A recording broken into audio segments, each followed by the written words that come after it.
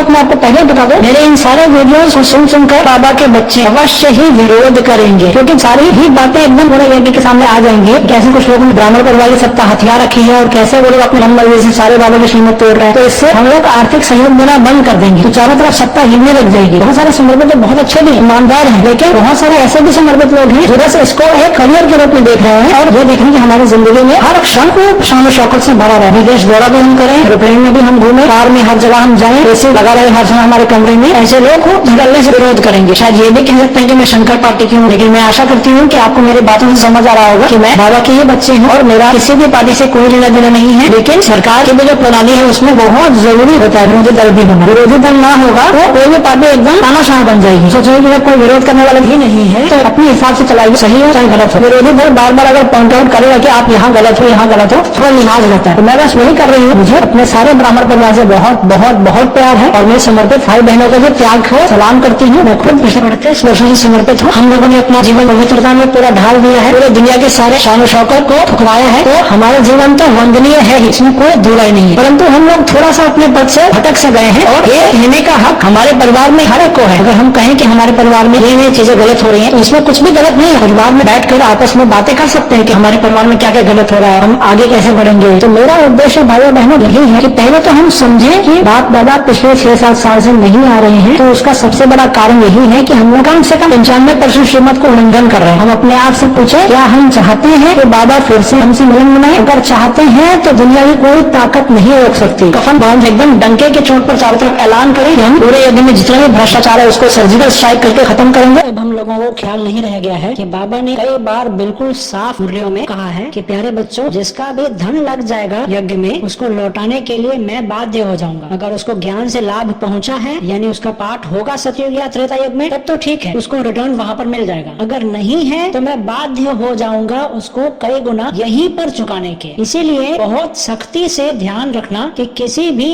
ऐसे शख्स का पैसा हरगिज न लगे जिसको ज्ञान से लाभ न हुआ हो। एक समय यज्ञ में इतना बेगरी पाठ था कि जब किसी ने मनोहर दादी को एक बड़ा सा कद्दू दिया तो वो उसको लेकर बिना टिकट कटाए ही मधुबन पहुंच गई कि सभी यज्ञ वत्स को खाने को मिले। ऐसे बेगरे पाठ के समय दादी प्रकाश मणि जी को एक नॉन बीके ने एक सूटकेस भर के पैसा दिया, लेकिन फिर भी दादी जी ने ये कहकर उसे अस्वीकार कर दिया कि यज्ञ के नियम के अनुसार जब तक ज्ञान से किसी को लाभ न हुआ हो तब तक उसका धन हम यज्ञ में नहीं लगा सकते। आजकल है ऐसी ईमानदारी भाइयों बहनों? कहीं एक ऐसा सेंटर बता दीजिए बस। रमेश भाई जिक्र करते हैं 3 प्रकार के धन का। पहला है काला धन, हेरा फेरी करके सरकार को इनकम टैक्स न पे करके जमा किया गया धन काला धन कहलाता है। दूसरा है सफेद धन, अर्थात जब हम सरकार को इनकम टैक्स पे करें, और ये सफेद धन अपवित्र धन भी हो सकता है। हम कोई विकारी धंधा करके पैसा कमाते हैं या हम किसी फैक्ट्री के मालिक हैं जहां हम मजदूरों का खूब शोषण करके पैसा कमाते हैं, लेकिन क्योंकि हमें सरकारी कार्यवाही से बहुत डर लगता है इसलिए हम सरकार को टैक्स पे करते रहते हैं। और तीसरा है पवित्र धन, अर्थात सरकार को हम टैक्स भी पे करें और धन कमाने में हमने किसी की भी हाय न ली हो, किसी को भी लूटा ना हो, बेईमानी न की हो, बहुत शुद्ध तरीके से पैसा कमाया हो। ऐसा ही पैसा यज्ञ में बरकत करता है। ऐसे ही पैसे से बाबा के बिछड़े हुए लाल निकलेंगे। ऐसे ही पैसे से सतयुग त्रेता युग की स्थापना हो पाएगी। अभी क्या देखते हैं हम, मंत्री जी घोषणा करते हैं कि मैं 1 लाख रुपए देना चाहता हूँ, मैं आप सबको वॉल्वो बस से मधुबन ले जाऊंगा। सब लोग खूब तालियां बजाते हैं, चिट्ठियां लिखी जाती हैं, मंत्री जी हमें प्लॉट दे दीजिए सेंटर खोलने के लिए। ये सब श्रीमत के खिलाफ है। ज्ञान से उनको लाभ ही नहीं हुआ तो उनका पैसा लगाएंगे तो एक तो यज्ञ में बरकत होगी नहीं, न सेवा में सफलता होगी, और उल्टे बाबा उसको कई गुना लौटाने के लिए बाध्य हो जाएंगे। इसीलिए बाबा ने भंडारी पर 5 शब्द लिखवाए हैं केवल ईश्वरीय विद्यार्थियों के लिए, जिसका पहला कारण है कि ताकि भंडारी में और किसी का भी पैसा ना पड़े, और दूसरा ताकि भंडारी के अलावा और किसी भी तरह से पैसा नहीं आना चाहिए। आप ध्यान से देखेंगे तो यही पाएंगे कि इस समय हमारे यज्ञ में कुछ भी हो रहा है वो बस पैसे लूटने के लिए ही हो रहा है। हर centre, retreat centre, Madhuban headquarter आदि में कम से कम 50 श्रीमत को धड़ल्ले से तोड़ा जा रहा है। यही एकमात्र कारण है कि शिव बाबा आना बंद कर दिए। सर्वशक्तिमान शिव बाबा विवश नहीं हो सकते कि दादी गुलजार जी का शरीर छूट गया, अब मैं कैसे आऊंगा, हरगिज नहीं। जब बाबा देख रहे हैं कि मैंने इनको 2017 तक 81 साल पढ़ाया, उसका नतीजा क्या निकला? जितना ही मैं इनको समझाता हूँ उतना ही उल्लंघन करते ही जा रहे हैं, करते ही जा रहे हैं, करते ही जा रहे हैं। और दूसरी बात, जब कोई प्यासा हो तब तो उसको पानी पिलाया जाए ना। जब बाबा देख रहे हैं कि किसी भी बच्चे को प्यास ही नहीं रह गई है प्रभु मिलन की, तो क्या करूं जबरदस्ती जाकर।